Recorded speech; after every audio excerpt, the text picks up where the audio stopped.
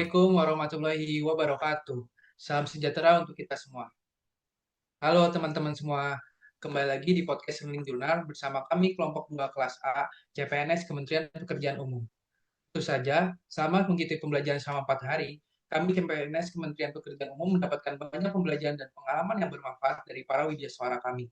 Di kesempatan kali ini, aku udah ditemenin teman-teman kelompok 2 nih, mulai dari Kak Samuel, Kak Feby, Kak Hilda, Kak Hervindi, Kak Suraya, dan Kak Uza, yang akan membagikan pengalaman dan cerita menarik mereka selama mengikuti pembelajaran distance learning selama 4 hari ini nih. Langsung aja nih guys, tanpa basa-basi. Dari sekian banyak materi yang sudah kita pelajari dan diberikan, menurut teman-teman materi apa sih yang paling menarik?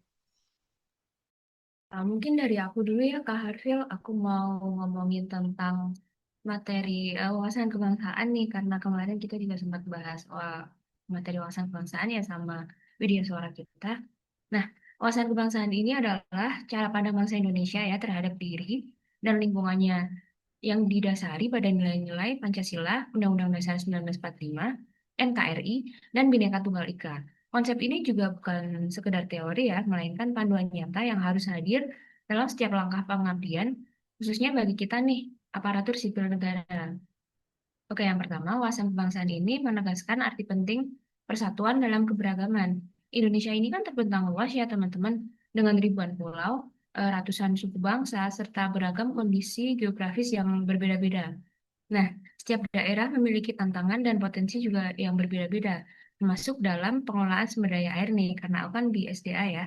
Ada wilayah yang berlimpah air, ada pula yang kekeringan, dan juga ada daerah yang eh, mungkin rawan bencana gitu. Semua ini juga menunjukkan bahwa keberagaman merupakan realitas.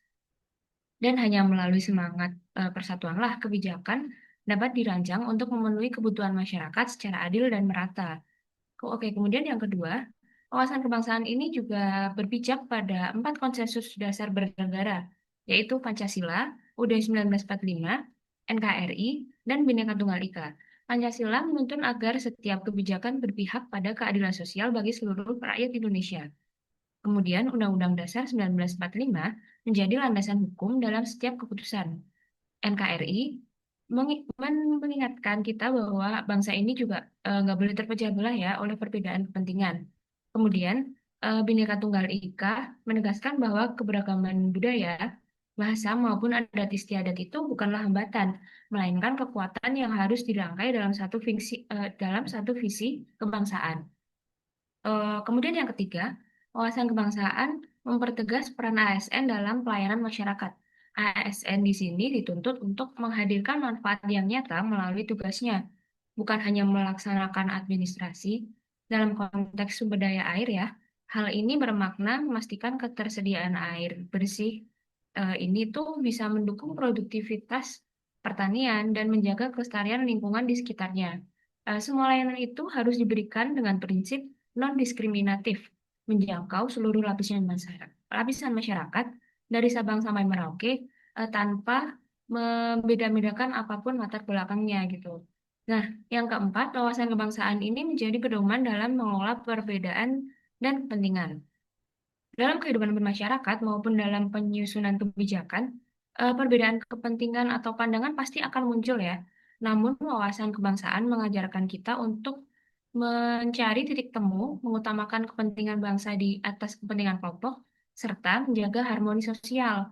Prinsip ini penting agar setiap kebijakan yang diambil benar-benar mencerminkan semangat kebersamaan dan keberlanjutan. Nah, yang terakhir nih, wawasan kebangsaan adalah kompas moral bagi kita untuk mengabdi di negara. Ia menuntun setiap ASN untuk bekerja dengan penuh integritas, akuntabilitas, dan dedikasi yang tinggi.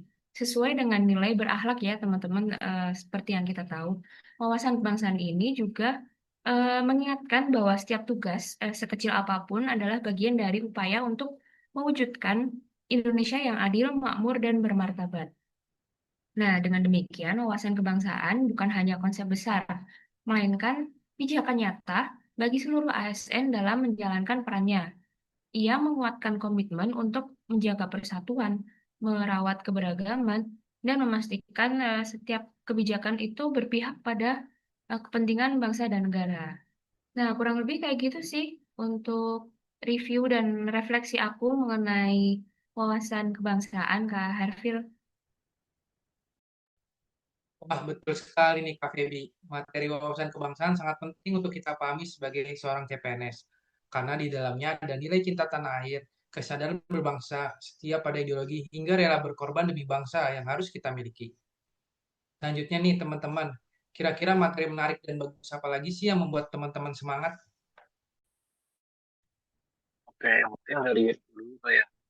Kalau aku sih materi yang paling oh, harus aku apa ya suka itu tentang bela negara ya.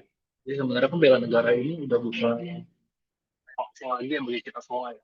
Cuman untuk pengertiannya ternyata masih banyak yang masih belum dengan cepat lainnya. Sebelumnya kan sering kali ya, kalau bela negara itu hanya perang atau angkat senjata. Padahal makna bela negara itu bisa jauh lebih luas. Bela negara itu adalah bagaimana menunjukkan kecintaan kepada tanah, menjaga persatuan, serta berkontribusi sesuai dengan peran kita masing-masing. Nah, ada 5 nilai dasar nih yang menjadi landasan dari bela negara itu sendiri. Yang pertama itu adalah cinta tanah air. Yang kedua, kesadaran berbangsa dan bernegara. Lalu, setia pada Pancasila sebagai ideologi negara, rela berkorban untuk bangsa dan negara. Dan yang terakhir, memiliki kemampuan awal bela negara. Dan yang terutama di Kementerian PU seperti kita ini, nilai-nilai ini sangatlah penting. Bela negara tidak hanya diwujudkan dengan medan perang, sehari-hari. Bekerja dengan disiplin, melayani masyarakat dengan tulus, menjaga integritas. Digital yang globalisasi ini, tantangan kebangsaan juga semakin kompleks. Mulai dari pengaruh budaya asing, hoax, hingga potensi perpecahan. Karena itu, bela negara juga bisa berarti dalam bentuk mampu menggunakan teknologi untuk memperkuat persatuan, menyebarkan nilai toleransi, dan juga menjaga 4 konsensus dasar bangsa, yaitu Pancasila, UUD 1945, NKRI, dan juga Bhinneka Tunggal Ika. Kita sebagai ASN juga punya peran penting untuk membela negara dengan menjaga ruang publik agar tetap sehat. Hal itu bisa kita lakukan dengan menyebarkan informasi yang benar, mengedukasi masyarakat tentang nilai-nilai persatuan, dan memanfaatkan teknologi untuk meningkatkan pelayanan publik. Jadi, kita bisa nih mulai dari diri kita sendiri, dari hal kecil, dan mulai dari sekarang. Memberikan dan membakti terbaik sekecil apapun adalah bentuk nyata dari bela negara itu sendiri. Kurang lebih itu sih materi yang saya dapat mengenai bela negara selama 4 hari ini. Mantap, betul keren sekali. Terima kasih sharingnya Mas Samuel. Keren banget gak sih materi yang satu ini nih, teman-teman? Materi bela negara paling menggugah semangat nasionalisme menurut aku.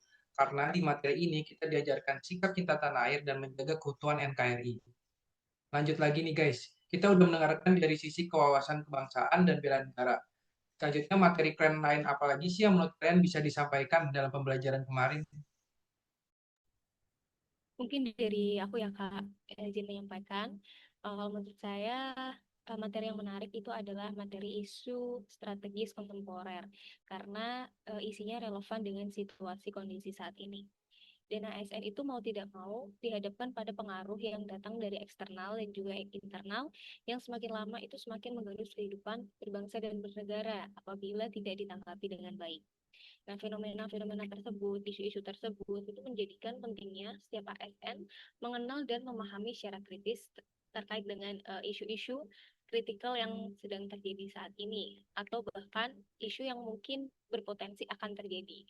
Di isu-isu tersebut seperti yang diajarkan kemarin itu ada radikalisme, terorisme, bahaya narkoba, kemudian konflik kepentingan, korupsi, kemiskinan, kesehatan mental dan masih banyak lagi ya.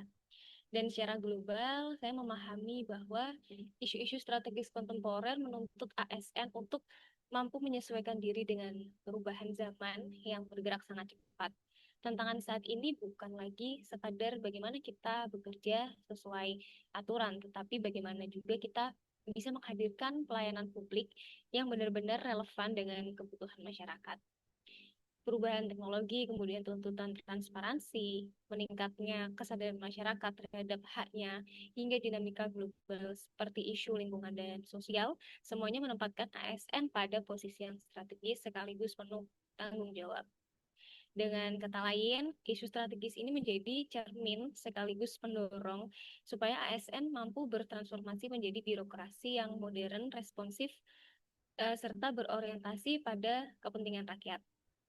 Nah, oleh karena itu, kunci utamanya adalah bagaimana ASN bisa tetap adaptif, bisa tetap profesional, dan berintegritas pastinya, sambil terus menjaga netralitas serta nilai-nilai kebangsaan. Nah, dengan sikap tersebut, ASN dapat menjadi motor penggerak birokrasi yang modern, inklusif, dan mampu menghadirkan keadilan sosial bagi rakyat. Seperti itu, Pak Harfil. Terima kasih. Betul sekali nih Kak Effendi. Isu kontemporer membuat kita belajar dan memperhatikan isu-isu terkini yang hangat dan sedang terjadi di Indonesia. Tentu saja kita para ASN harus siap menghadapi isu-isu dan tantangan terkini yang terjadi di bangsa kita. Oke, tadi kita sudah membahas mulai dari wawasan kebangsaan, bela negara, hingga isu kontemporer. Selain itu, materi menarik lain apa lagi sih yang teman-teman pelajari? Oke, mungkin dari aku ya, Kak Hervel. Nah, menurut aku yang nggak kalah menarik itu terkait materi KDB ya, atau konsensus dasar berbangsa dan bernegara.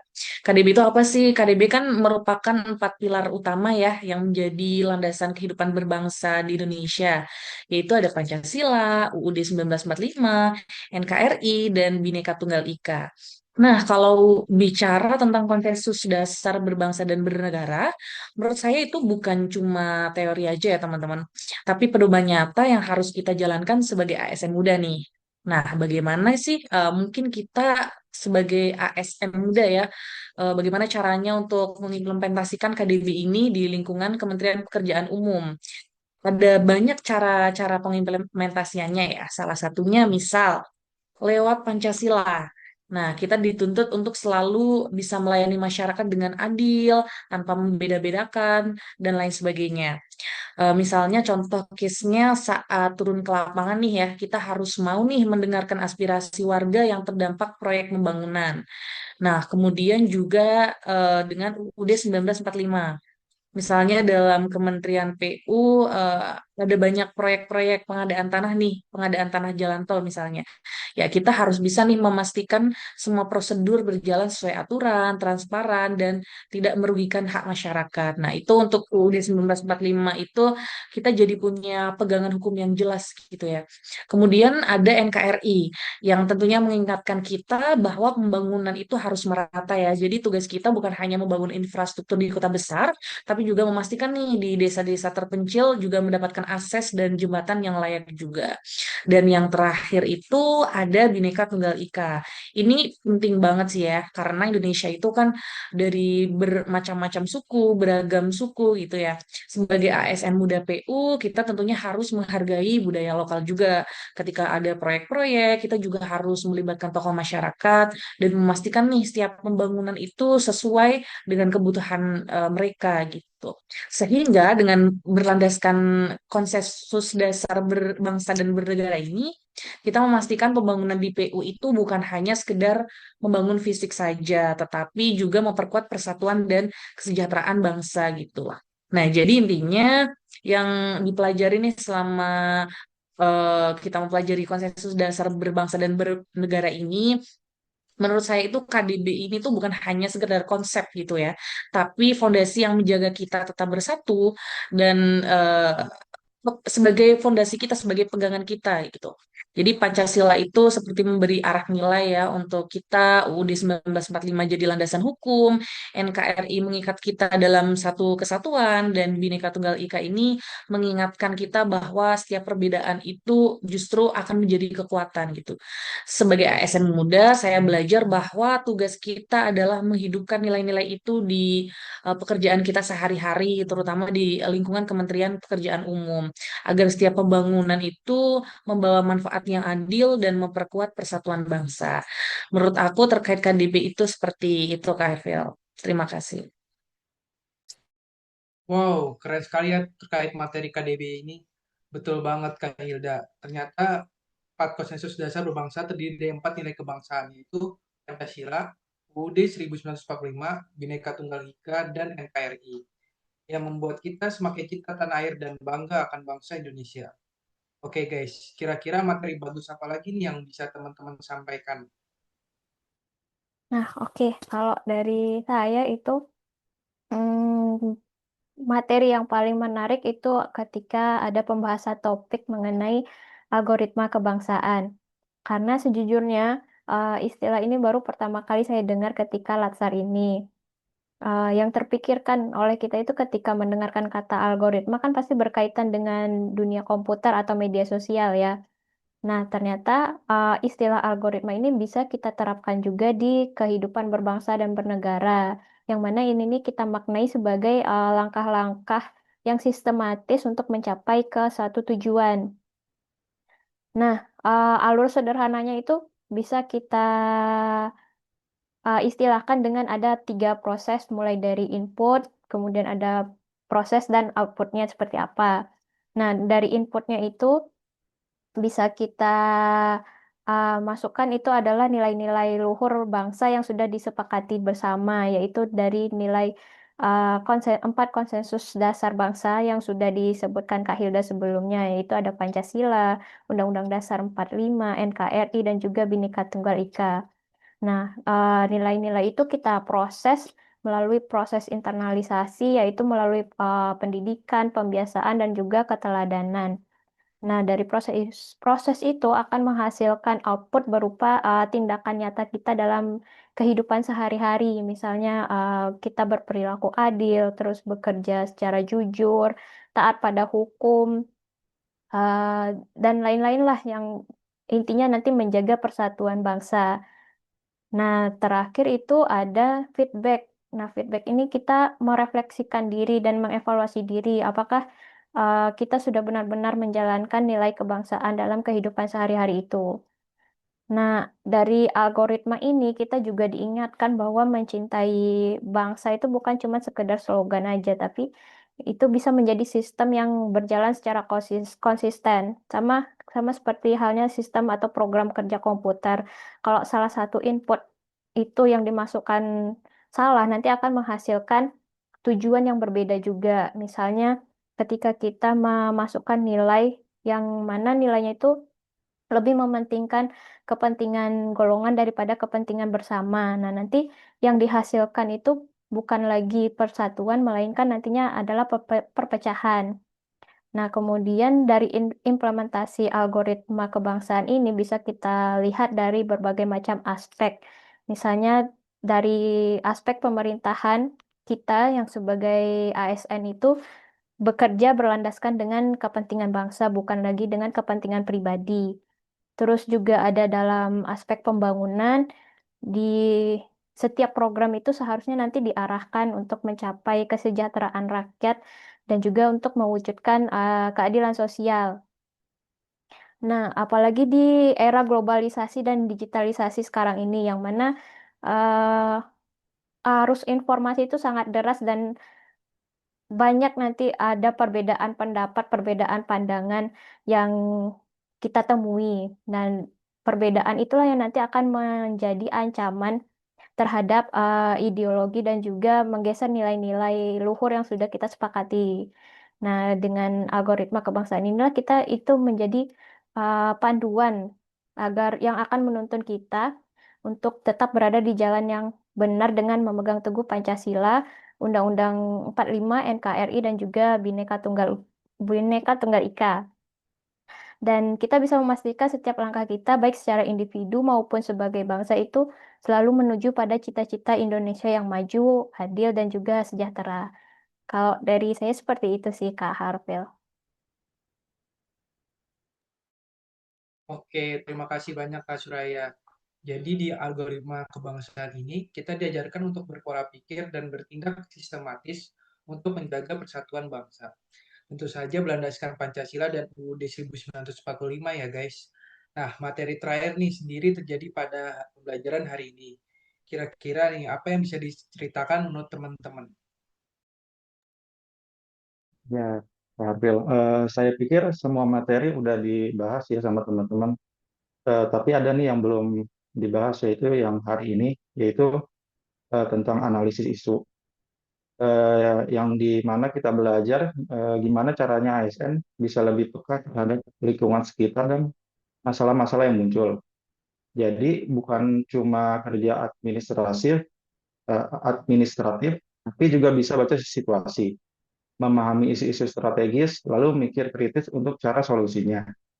Tahapannya menarik banget. Pertama, kita mulai dari identifikasi isu, yaitu mengenali masalah yang nyata terjadi, lengkap dengan data dan fakta pendukungnya. Selain itu, kita harus bisa menapis isu, karena nggak semua masalah bisa langsung kita selesaikan. Di sini kita belajar metode APKL, yaitu aktual, problematik, kekhalayakan, dan kelayakan. Dan juga USG, yaitu urgency, seriousness, dan growth, buat menentukan mana isu yang paling prioritas. Kalau sudah ketemu isu yang penting, barulah masuk ke tahap analisis isu.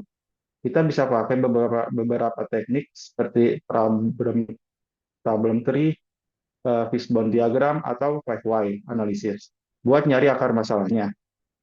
Misalnya ada masalah banjir di suatu daerah, kita coba bedah penyebabnya.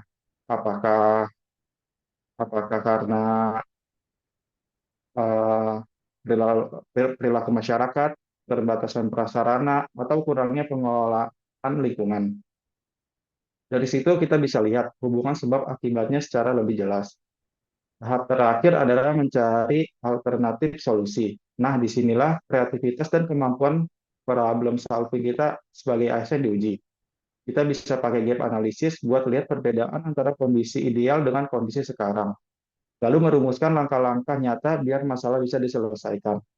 Intinya, analisis isu bisa bikin kita sadar bahwa sebagai ASN, kita harus punya kepekaan, kepedulian, dan kemampuan berpikir kritis.